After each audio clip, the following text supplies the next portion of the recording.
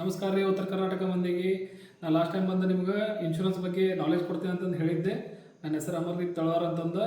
ನಾನು ಆಲ್ರೆಡಿ ನನ್ನ ಎಕ್ಸ್ಪೀರಿಯನ್ಸ್ ಒಂದು ಫೈನಾನ್ಷಿಯಲ್ ಸರ್ವಿಸ್ ಇಂಡಸ್ಟ್ರಿ ಒಳಗೆ, ಇನ್ಶೂರೆನ್ಸ್ ಇಂಡಸ್ಟ್ರಿ ಒಳಗೆ 10 ವರ್ಷದಿಂದ ನಾನು ವರ್ಕ್ ಮಾಡ್ತಾ ಇದ್ದೀನಿ. ಸೊ ಇವತ್ತು ನಾ ಬಂದು ಟಾಪಿಕ್ ಹೇಳ್ತಾ ಇರೋದು ಬಂದುಬಿಟ್ಟು ಹೆಲ್ತ್ ಇನ್ಶೂರೆನ್ಸ್. ಹೆಲ್ತ್ ಇನ್ಶೂರೆನ್ಸ್ ಯಾಕೆ ಯೂಸ್ ಆಗ್ತೈತಿ, ಯಾವಾಗ ಯೂಸ್ ಆಗ್ತೈತಿ, ಹೆಂಗೆ ಯೂಸ್ ಆಗ್ತೈತಿ, ಏನು ಮಾಡಬೇಕು, ಏನು ಮಾಡಬಾರ್ದು ಅನ್ನೋದು ನಿಮಗೆ ಹೇಳ್ಕೊಡ್ಬೇಕಂತ ನಾನು ಇವತ್ತು ಯೂಟ್ಯೂಬ್ದ ಆನ್ಲೈನ್ ಬಂದಿದ್ದೇನೆ.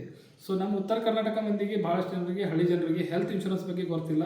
ಭಾಳಷ್ಟು ಯಂಗ್ಸ್ಟರ್ಸ್ನು ಭಾಳಷ್ಟು ಮಿಸ್ಗೈಡ್ ಮಾಡ್ಕೊಳಕತ್ತಾರೋ. ಯಾಕಂದರೆ ಹೆಲ್ತ್ ಇನ್ಶೂರೆನ್ಸ್ ಅಂದರೆ ಏನಪ್ಪ ಅಂದ್ರೆ ನಮ್ಮ ಫೈನಾನ್ಷಿಯಲ್ ಸೆಕ್ಯೂರಿಟಿ ಸಲುವಾಗಿ ಮಾಡುವಂಥ ಒಂದು ಇನ್ಶೂರೆನ್ಸ್ ಪ್ರಾಡಕ್ಟ್ ಐತಿ. ಆ health insurance IRDA central government under ಬರುವಂಥ IRDA ಥ್ರೂ ಹೆಲ್ತ್ ಇನ್ಶೂರೆನ್ಸ್ ಕಂಪ್ನಿಗಳು ಕೊಡ್ತಿರ್ತಾವೆ.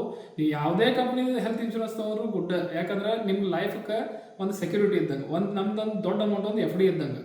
ಇದು ಎದಕ್ಕೆ ಯೂಸ್ ಆಗ್ತೈತಪ್ಪ ಅಂದ್ರೆ, ಇದು ಯಾರು ಪಾಲಿಸಿ ತೊಗೊಂಡ್ರೆ ಈ ಪಾಲಿಸಿ ತೊಗೊಳೋದ್ರಿಂದ ಇವತ್ತು ನಾವು ಕ್ಲೇಮ್ ತೊಗೋಬೇಕಂತಂದು ರೂಲ್ಸ್ ಇಲ್ಲ. ಯಾಕಂದ್ರೆ ನಾವು ಹೆಲ್ದಿ ಇದ್ದಷ್ಟು ನಮ್ದು ಹೆಲ್ತ್ ಎಷ್ಟು ಹೆಲ್ದಿ ಇರ್ತೈತಿಲ್ಲ ಅಷ್ಟು ನಮಗೆ ಚಲೋ. ಬಟ್ ಅನ್ಸರ್ಟಿನಿಟೀಸ್ ಭಾಳ ಆಗ್ತಾವೆ. ಅನ್ಸರ್ಟಿನಿಟೀಸ್ ಅಂದ್ರೆ ಏನು, ನಮಗೆ ಗೊತ್ತಿರಲಾರ್ದಂಥ ಆಗುವಂಥ ಒಂದು ಪ್ರಾಬ್ಲಮ್ಸ್. ಲೈಕ್ ಈಗ ನಮ್ದು ಡೆಂಗ್ಯೂ ನಡೆದೈತಿ. ಡೆಂಗ್ಯೂ ಸೀಸನ್ ಒಳಗೆ ಡೆಂಗ್ಯೂ ಎಷ್ಟೋ ಮಂದಿಗಾಗಿ ಹಾಸ್ಪಿಟ್ಲ್ ಅಡ್ಮಿಟ್ ಆಗತ್ತಾರೋ. ಹಾಸ್ಪಿಟ್ಲ್ ಅಡ್ಮಿಟ್ ಆದರೆ ಏನೇನೋ ಟ್ಯಾಬ್ಲೆಟ್ಸ್, ಸಲೈನ್, ರೂಮ್ ರೆಂಟ್, ಇವಾಗ ಖರ್ಚು ಬಂದ ಹಾಸ್ಪಿಟಲ್ ಬಿಲ್ ಎಷ್ಟು ಆಗತೈತಿ, ಈಗ 50,000 to 60,000 ರೂಪಾಯಿ ಆಗಾಗತ್ತೈತಿ. ಸೊ ಆ ಜಾಗದಾಗ ನೀವು ಒಂದು 20,000 ರೂಪಾಯಿ, ಒಂದು 10,000 to 20,000 ರೂಪಾಯಿ ಖರ್ಚು ಮಾಡಿ ಒಂದು ಹೆಲ್ತ್ ಇನ್ಶೂರೆನ್ಸ್ ತೊಗೊಳೋದ್ರಿಂದ ಆ ಖರ್ಚು ಏನಿದೆಲ್ಲ ನಿಮ್ಗೆ, ಡೆಂಗ್ಯೂ ಆಯಿತು, ಟೈಫಾಯ್ಡ್ ಆಯಿತು, ಅಥವಾ ಕೋವಿಡ್ ಆಯಿತು, ಅದರ ಏನಾದರೂ ಆಕ್ಸಿಡೆಂಟಲ್ಲಿ ಏನಾದ್ರು ಪ್ರಾಬ್ಲಮ್ ಆಯಿತು, ಗಾಡಿ ಮೇಲಿಂದ ಹೋಗಿ ಬಿದ್ದರೆ ಮಾಡ್ರೆ ಏನೇ ಇರಲಿ, ಅದೆಲ್ಲನೂ ನಿಮಗೆ ಬೆನಿಫಿಟ್ ಸಿಗ್ತೈತಿ. ಅದರಿಂದ ಏನಾಗ್ತೈತಪ್ಪ ಅಂದ್ರೆ ನಿಮ್ಮ ಫೈನಾನ್ಷಿಯಲ್ ಯಾವುದು ನೀವು ಸೇವಿಂಗ್ ಮಾಡಿ ಇಟ್ಕೊಂಡಿದ್ದಾಯಿತು, ಇದಾಯಿತು, ಯಾವುದೂ ನಿಮಗೆ ಪ್ರಾಬ್ಲಮ್ ಆಗಂಗಿಲ್ಲ. ಹೆಲ್ತ್ ಇನ್ಶೂರೆನ್ಸ್ ಇರೋದ್ರಿಂದ ಆ ಕೊಡುವಂಥ ಚಾರ್ಜಸ್ ಎಲ್ಲನೂ ಏನೈತಲ್ಲ ಹೆಲ್ತ್ ಇನ್ಶೂರೆನ್ಸ್ ಕಂಪ್ನಿನೇ ಪೇ ಮಾಡ್ತೈತಿ.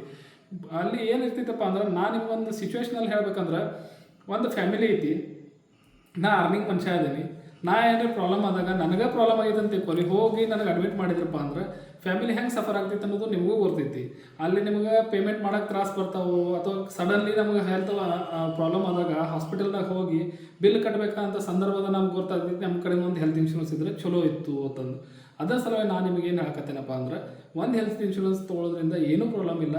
ನಿಮ್ಮ ಲೈಫಕ್ಕೆ, ನಿಮ್ಮ ಫ್ಯಾಮಿಲಿಗೆ ಒಂದು ಸೆಕ್ಯೂರಿಟಿ ಇದ್ದಂಗೆ, ಸೆಕ್ಯೂರಿಟಿ ಗಾರ್ಡ್ ಇದ್ದಂಗೆ ಆ ಹೆಲ್ತ್ ಇನ್ಶೂರೆನ್ಸ್ ಮಾಡಿಸ್ಕೊಳ್ಳೋದ್ರಿಂದ ಎಲ್ಲಾರ್ದು ನಿಮ್ಮ ಎಷ್ಟೋ ವರ್ಷದಿಂದ ದುಡ್ದಂಥ ಸೇವಿಂಗ್ಸ್, ನಿಮ್ಮ ಎಷ್ಟೋ ವರ್ಷದಿಂದ ಇಟ್ಟಂಥ FDs, ನೀವು ಎಷ್ಟೋ ವರ್ಷದಿಂದ ನೀವು ಸ್ಟ್ರಗಲ್ ಮಾಡಿದಂಥ ವರ್ಕ್ ಮಾಡಿ ಕೂಡಿಟ್ಟಂಥ ಹಣ ನಿಮಗೆ ಉಳಿತೈತೆ ಅನ್ನೋ ಒಂದು ಕಾರಣಕ್ಕೆ ನಿಮಗೆ ಹೆಲ್ತ್ ಇನ್ಶೂರೆನ್ಸ್ ತೊಗೊಳ್ಳಿ ಅಂತ ನಾನು ನಿಮಗೆ ಸಜೆಸ್ಟ್ ಮಾಡೋಕ್ಕೆ ಬಂದೀನಿ.